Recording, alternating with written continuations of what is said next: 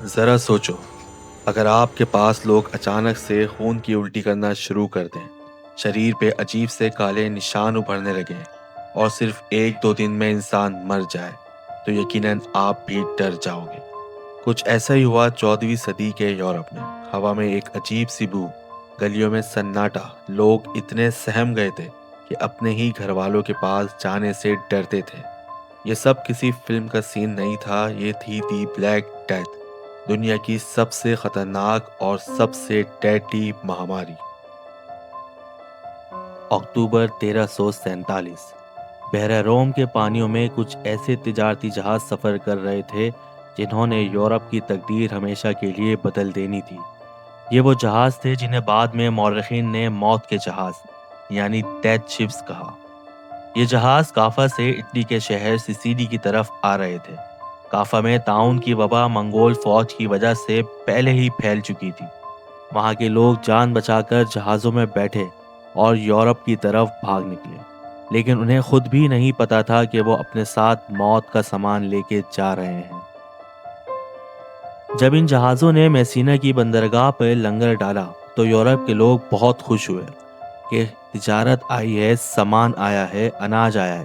لیکن جیسے ہی مقامی لوگ جہازوں پر چڑھے، منظر دیکھ کے ان کے جسم میں سرد لہر دوڑ گئی۔ کئی ملا مردہ پڑے تھے، کچھ آدھے مردہ، چہرے نیلے اور جسم پہ پھولے ہوئے سیاہ گلٹیاں۔ کچھ ہانپتے ہوئے سانس کے ساتھ خون کی جھاگ نکال رہے تھے، اور جہاز کے ہر کونے میں بھیانک تعداد میں چوہے دوڑ رہے تھے۔ یہ وہ لمحہ تھا جب یورپ کے لوگوں کو احساس ہوا کہ یہ عام بیماری نہیں، بلکہ کوئی نہ دکھنے والی قاتل طاقت ان جہازوں کے ساتھ آئی ہے۔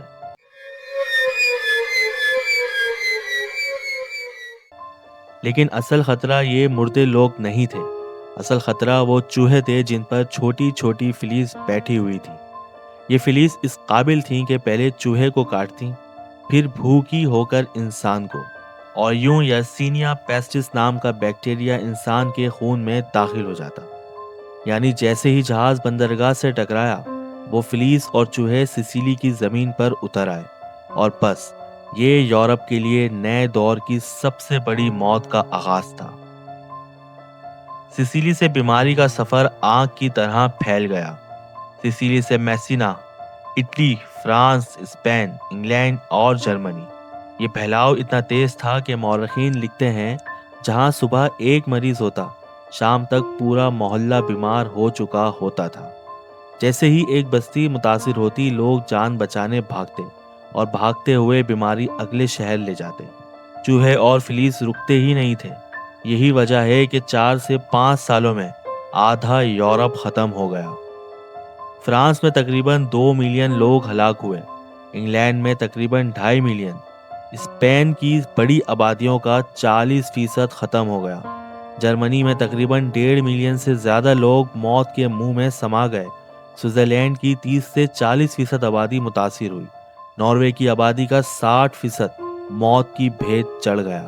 بلیک ڈیتھ یورپ پر یوں ٹوٹا جیسے کوئی ہوش و حواس کو جام کر دینے والی سزا آسمان سے اتار دی گئی ہو۔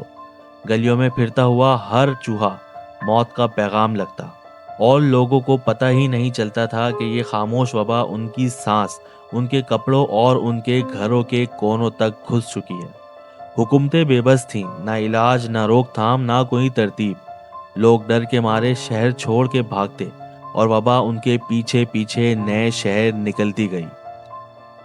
رات کو صرف گھنٹیوں کی ٹھنڈی آواز سنائی دیتی جو مریض اٹھانے والے بجا کر آتے، اور صبح تک گلیوں میں لاشوں کے ڈھیر لگ چکے ہوتے۔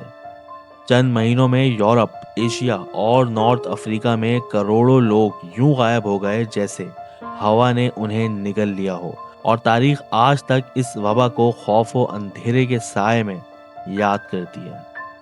تقریباً اسی زمانے میں ایشیا اور مشرقی وسطی یعنی مڈل ایسٹ کے وسیع علاقے متعدی امراض کی لپیٹ میں آ گئے، جس سے ظاہر ہوتا ہے کہ یورپ میں پھیلنے والا طاعون اصل میں ایک کثیر العلاقائی وبائی مرض تھا۔ مشرقی وسطی، ہندوستان اور چین کے وسیع علاقوں میں پھیلتے ہوئے اس طاعون نے تقریباً 7 کروڑ 50 لاکھ افراد کو موت کی گھاٹ اتار دیا۔ اور یورپ کے بعد پوری دنیا اس کے خوفناک اثرات سے لرز اٹھی۔ آج بھی صدیوں بعد بلیک ڈیتھ کی کہانی انسانیت کے لیے ایک سنسنی خیز انتباہ کی مانند ہے، ایک ایسی خاموش موت جس نے دنیا کو خوف کے سائے میں ڈھک دیا، لاکھوں جانیں نگل گئیں اور معاشروں کے ڈھانچے کو بدل کر رکھ دیا۔ یہ وبا ہمیں یاد دلاتی ہے کہ قدرت کے سامنے انسان ہمیشہ بے بس ہے، اور تاریخ کے یہ اندھیرے بھرے صفحے ہمیں نہ صرف خوف و احساس دلاتے ہیں بلکہ سبق، ہوشیاری اور بقا کی اہمیت بھی سکھاتے ہیں۔ اگر آپ کو یہ ویڈیو پسند آئی تو لائک، سبسکرائب اور شیئر ضرور کیجیے گا تاکہ ہم آپ کے لیے اور بھی ایسے تاریخی راز لے کر آئیں۔